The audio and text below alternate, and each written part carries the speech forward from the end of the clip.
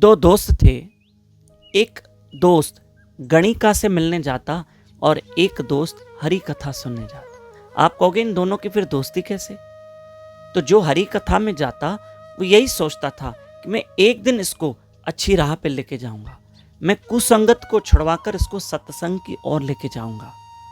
ठीक है, अब रोज वो गणिका के पास जाता और वो रोज हरी कथा में जाता। एक दिन क्या हुआ कि जो मित्र हरी कथा सुनने गया था, उसको जब वो वापस हो रहा था तो उसके पैर में एक कांटा चुभा, और बड़ा वाला कांटा था और बहुत खून निकलने लगा, बहुत ब्लड निकलने लगा। तो उस मित्र ने कहा, देखो भाई, मैं गणिका से मिलने जाता हूं, मुझे तो कुछ नहीं होता है, और देखो तुम हरी कथा सुनने गए हो, सत्संग सुनने गए हो, और तुम्हारे पैर में इतना बुरा कांटा चुभा, इतना बड़ा वाला।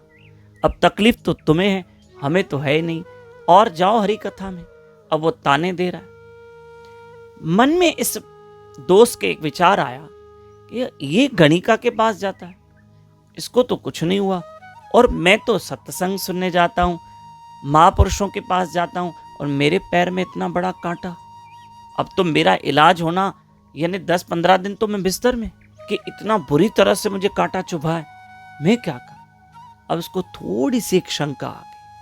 उन्होंने महापुरुषों से जाके पूछा कि मेरा एक मित्र गणिका से मिलने जाता है, मैं उसको बार बार समझाता हूं कि उस मार्ग को छोड़ दे और भक्ति के मार्ग पे चल, लेकिन मैं भक्ति मार्ग पे चलता हूं, आपके यहाँ कथा सुनने आता हूं, और आज मेरे पैर में इतना बुरी तरह से कांटा चुभा, ऐसा क्यों हुआ?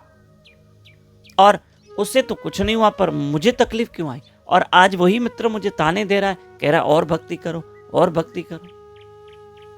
कभी कभी संसार के लोग आपको भी कहते होंगे, आप भक्ति करते हो, भगवान न करे कोई दुख तकलीफ आई तो लोग कहते हैं आप तो बहुत भक्ति करते हो, फिर आपको क्यों दुख तकलीफ आया?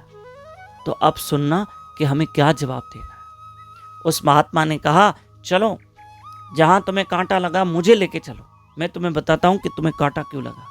लेकर आए, महात्मा स्वयं आए, जिस जगह पे उस व्यक्ति को कांटा लगा, महात्मा उसको लेकर आए। अब महात्मा दाएं देखे बाएं देखे, यहां कुछ तो होगा। क्या देखा? वहीं पर एक बड़ा वृक्ष था, उस वृक्ष में एक फांसी का फंदा लटक रहा था। फांसी का फंदा, बोलो वो देखो।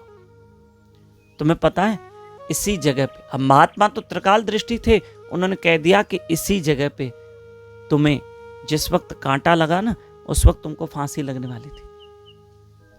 हाँ, तुम्हारे किसी कर्म के कारण, तुम्हारे किसी दोष के कारण, क्योंकि ये मेरी दृष्टि देख पा रही है, तुम तो अपने पूर्व जन्म के विषय नहीं जान सकते हो, लेकिन मैं जानता हूं कि तुम्हें फांसी लगने वाली है। इसी टाइम पे फांसी लगने वाली थी, लेकिन तुम हरी कथा में आते हो, सत्संग में आते हो, तो भगवान ने तुम्हारी फांसी की सजा, उस सूली की सजा को काट दिया और कांटे में बदल दिया, और सूली की सजा कांटे में बदल गई, इसलिए तुमको कांटा लगा। अब तुम शिकायत मत करना कि मुझे कांटा क्यों लगा, सोचो ये होने वाला था, पर क्या हुआ?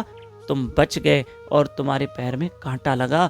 जाओ अपने दोस्त को जवाब दो। तो प्रिय बंधुओं, जो हरी कथा हरि भजन करते हैं, अवश्य भगवान उस पर अपनी कृपा करते हैं, और जो हमारे पूर्व के कर्म है जिसके कारण सूली की सजा है, वो कांटे में भी टल सकती है, सिर्फ भगवान नाम, भगवान कथा से। हरे कृष्ण।